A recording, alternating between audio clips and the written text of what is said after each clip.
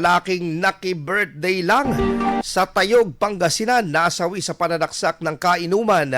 Para sa police report na yan, kasama natin Idol Jam Victorio. 104.7 IFM Report.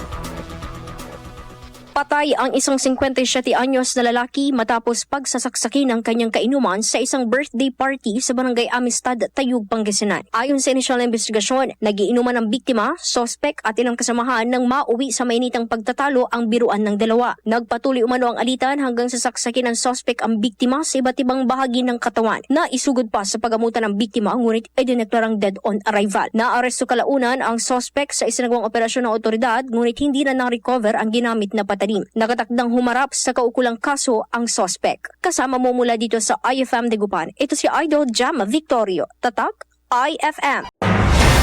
IFM News. IFM News. IFM News.